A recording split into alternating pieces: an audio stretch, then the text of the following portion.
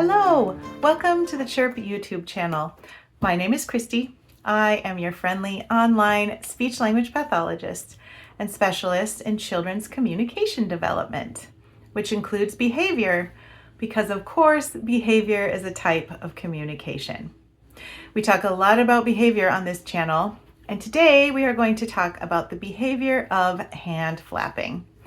It's a big question in the world, and especially in the world of developmental delays and disorders. Why do children flap their hands?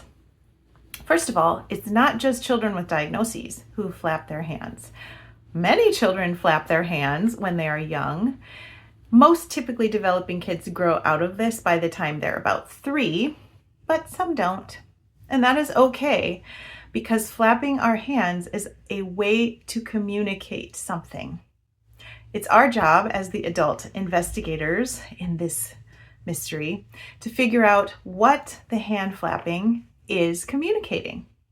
Some of the options are excitement, fear or anxiety, or thinking, processing.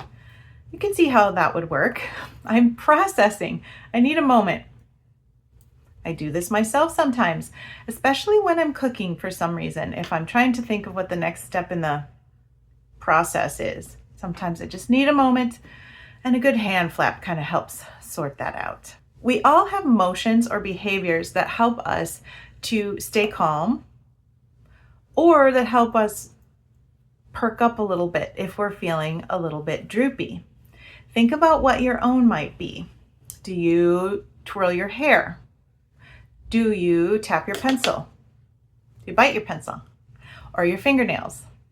Do you shake your leg or your foot? You bounce your leg. Do you tap your fingers on the table? There are so many of these different quirky behaviors that we do. They help our sensory system to stay regulated. Regulated is a word that is used to mean that my sensory system is relatively calm. I feel organized. I can function in the world. I can communicate to the best of my ability. I can relate to other people or get my needs met to my best ability. Maybe that's not my best skill in general, but I'm not out of control. I am calm. I am able to interact. That is what regulated means. Dysregulated is the opposite. Dysregulated means I'm not really in control of myself. Something has set me off, and I need to find a way to regulate myself again. A lot of the ways that our bodies regulate is through sensory behaviors. Flapping our hands is one of those sensory behaviors that helps a lot of people regulate themselves. Sensory differences, the fact that the sensory system might function differently, are a diagnostic criteria for autism spectrum disorders. So you can expect that a person with autism will have a unique sensory system that's very individualized. So we need to be paying attention, especially if we're working with children, what their sensory systems need, and we need to be sure that we are providing that wherever possible. Having said that, it is not a great idea to take away any tool that is functional for helping someone to stay calm and regulated. So I am not going to tell you how to stop kids from hand flapping. I don't think that's helpful. Sometimes some of the following steps will decrease hand flapping just because they're meeting some of the needs that hand flapping serves. But that's not the main reason behind any of these steps. The first step is, because I'm a communication specialist, I always want to pay attention to where the flapping is happening and what purpose I believe the flapping is serving. Do I think that the child is anxious? I'm going to label that. I'm going to say, I feel anxious. And I will probably flap my hands too. I feel scared. I feel worried. And I usually will use some sort of a visual at the same time to be a more clear label of that feeling. Sometimes the flapping is to help mitigate the emotion and the feeling, the physical feeling of being scared. Sometimes it's to communicate that I am scared. Either way, it's a very important tool to have. At this point, once we label, I'm feeling scared, I'm feeling excited, then we can talk about why. Why are we excited? I'm excited because school just ended and today I get to go to the pool. Or I'm scared because I know I have to go to the dentist and I don't like the dentist. Then we can address some of those issues about the feelings and what we can do with those feelings that we're having. The second thing I recommend is to observe and try to figure out if there is an additional sensory input that the child could benefit from. Perhaps the child is actually getting visual stimulation from the flapping or moving of the fingers or whatever it is, and that's something the child needs a lot of. I have a whole video about visual sensory input that you can watch right there if you think that might be the case. It might also be a tactile thing. The child really likes feeling the wind through his hands. And I have a whole video about that right there also, about tactile input. So you can learn more about that.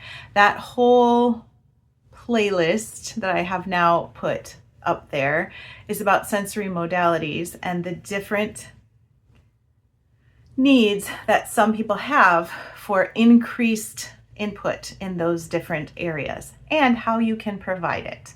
Sometimes flapping is a sign that the child needs some additional sensory support. Another option is that the child might be overwhelmed by the world and needs a form of escape. You can see that flapping your hands like this could block out some sound. It could block out some visual input. It could prevent people from talking to you. It could shut people down because it's kind of different and most people don't do it. So if you're flapping, most people probably aren't going to come and try to carry on a conversation with you.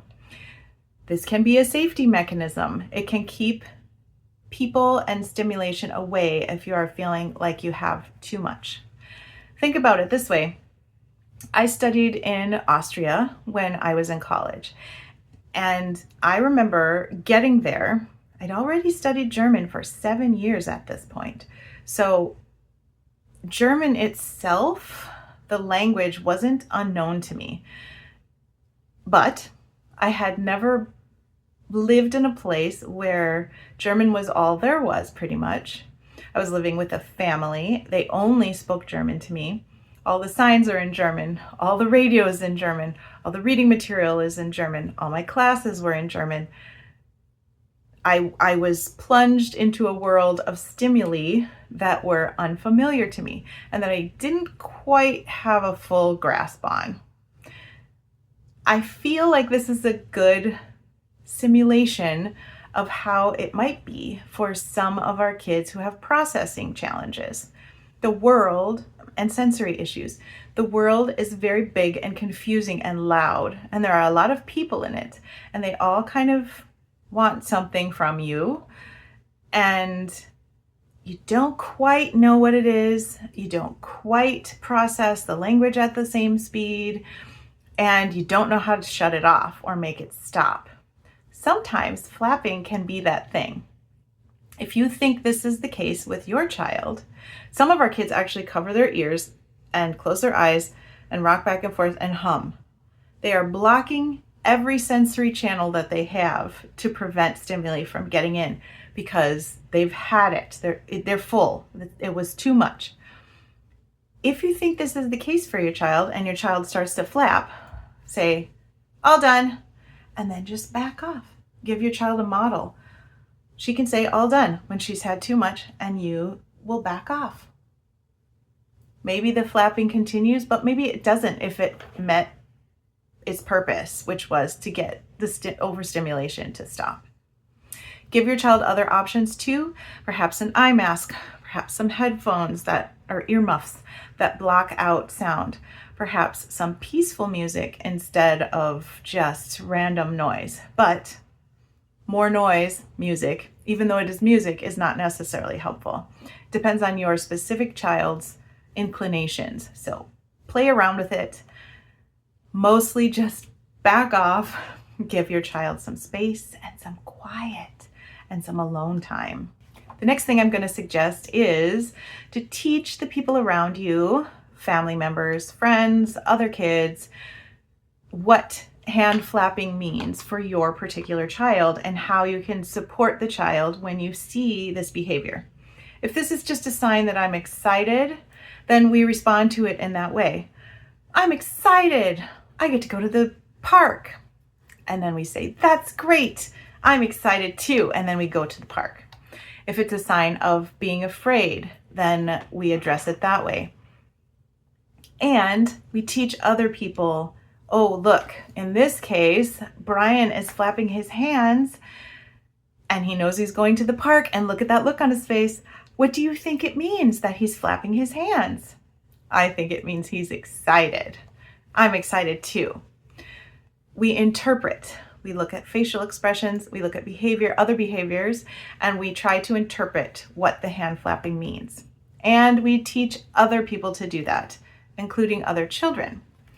So when we see other children, we can say, Brian is flapping his hands and he's looking like this. What do you think that might mean? I think it might mean that he's scared. I wonder what he's scared of. Let's look around. Oh, I see a dog. Brian is pretty scared of dogs. Let's go tell him it's going to be okay, and I'll go tell the dog to move away.